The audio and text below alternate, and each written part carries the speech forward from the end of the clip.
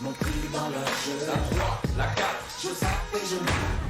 Et quelle mouche a piqué Pamela Anderson, qu'on aime beaucoup. Hier, la star d'Alerte à Malibu a poussé un violent coup de gueule sur Twitter contre les émissions de télé-réalité. Elle explique ne pas garder de bons souvenirs de ses participations dans les émissions de télé-réalité. Est-ce que j'ai aimé faire de la télé-réalité? S'il vous plaît, arrêtez avec ces émissions ou ces stars de la réalité. Ou ces stars de la télé-réalité. Même la France en est polluée. C'est une épidémie de laideur, de compétition superficielle et désespérée qui exploite les artistes. Elle s'en est prise ensuite aux agents de célébrités qui les forcent à participer à ces émissions car c'est très bien payé et que les agents touchent une importante commission. Elle dit au final vous vous retrouvez sans avoir gagné ni joie ni vraiment beaucoup d'argent. Vous vous sentez utilisé, sale et sans aucun sentiment d'accomplissement. Alors c'est vrai que Pamela Anderson, souvenez-vous, elle était la marraine des Anges de la télé-réalité 2 sur Énergie 12. Elle avait même rendu visite aux Anges dans la villa de Miami. Regardez, c'était en 2011 et juste après, vous allez nous dire si vous zappez ou si vous matez, j'ai des extraits de ouf et on vous a fait le top 3 des meilleurs extraits de télé-réalité. Regardez, c'est parti, regardez Pamela.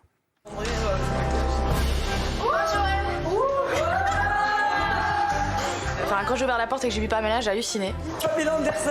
D'accord. Moi, je suis resté mais sur le cul quand je l'ai vu. Hi. Hello. Hi. Nice to see you. Very good, thank you. Hi, how are you? Je l'imaginais retouchée, mais non, elle est vraiment trop belle. To you, Pamela. Nice to meet you again. Wow. Alors, est-ce que vous zappez ou est-ce que vous matez?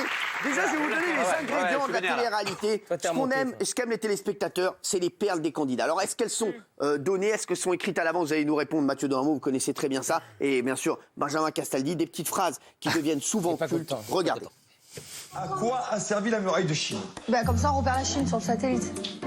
J'ai vécu la Troisième Guerre mondiale, je suis au bout de ma vie. Carla, cite-moi un animal à cornes. Un capricorne. Ça s'appelle herbe de province. Donc ça se trouve qu'en province. Que célèbre-t-on le 11 novembre? La fête de la musique. Mais c'est pas George Einstein? Oh là là, c'est George Washington, Jaja. Aurélie et Samir rentrent dans la maison et là c'est la guerre mondiale de 78. C'est qui Donald Trump? Pardon, Jaja? C'est le mec qui a créé McDonald's. Il n'y a pas si longtemps que ça, je pensais que la Guadeloupe, c'était à côté de la Corse. Parce qu'à la météo, t'as vu quand ils présentent la carte de la France, ils mettent la Guadeloupe à côté de la Corse. Alors, c'est vrai que c'est ça qu'on aime. Gilles Verdez, vous matez. Oui. Dites-nous chez vous, j'ai envie de savoir parce que je vous le dis, le classement des téléréalités en ce moment, vous le savez, il y a les Anges de la télé-réalité, il y a les Marseillais et la Villa des Cœurs Brisés. Troisième position, c'est les Anges qui marchent pas bien, 248 000 téléspectateurs. Oui. La Villa des Cœurs Brisés, 350 000 téléspectateurs. Et les Marseillais sont les leaders, 748 000 téléspectateurs pour les Marseillais qui sont en tête. Alors vous? Oui, je ne suis pas de ceux qui crachent sur la télé-réalité. Des programmes comme les Marseillais, j'aime bien. Il y a des téléspectateurs, je ne les méprise pas du tout. Ça distrait, c'est parfois émouvant. Il y a des personnages comme Paga dans les Marseillais, des vrais gens. Paga. Mais oui, moi aussi. Et donc, je trouve que se dire comme ça, je zappe d'un seul coup, c'est être un peu comme un intellectuel et mépriser le peuple. Voilà. Alors, oui.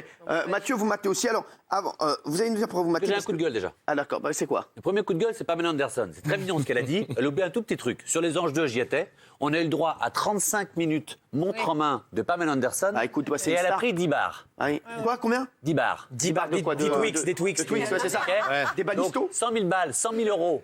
Hein, et nous, forcément, ça a été... 100 000 euros. Ouais, calmez-vous avec Pamela, c'est tout. Non, mais pardon pour Adil Rami et tout ça, je l'adore, mais ça a été après sur plein d'épisodes, parce qu'il fallait le tirer sur plein d'épisodes. Mais enfin, elle est restée 30 minutes, elle a dit bonjour, nous, on en a fait plein d'épisodes. 30 minutes, 100 000 euros. Alors derrière, j'ai pas eu d'accomplissement, je me sens pas accompli. Rendre le pognon, c'est 30 minutes. Pourquoi, ça n'a rien à voir. Elle parle pas d'elle, elle parle des gens qui sont dedans. Mais enfin, quand elle a fait les Anges 2, c'est la première chose que je voulais dire. Alors, ce qu'on aime aussi, c'est les fautes de français. Oui. Et Gilles, comme vous disiez, est-ce que vous avez mal à votre France quand vous voyez toutes les fautes de français que vous allez voir? Parfois, oui, honnêtement, c'est vrai, c'est ça. Je reviens pas mes yeux, je suis super surprise. Moi, désolée, j'ai pas fait mon sport et le seul étirage que je peux avoir, c'est sur le ponton. Aujourd'hui, ils sont venus à la boxe, en fait, pour nous bisouter. Du coup, moi, je me rapproche et je fais mon espionneuse. Je les connais, elles vont se mettre sur leur 39, habillés, talons, pimpés. Et tu repars comme un 50 là, ça y est. Je sens qu'il y a une anguille sous le rocher.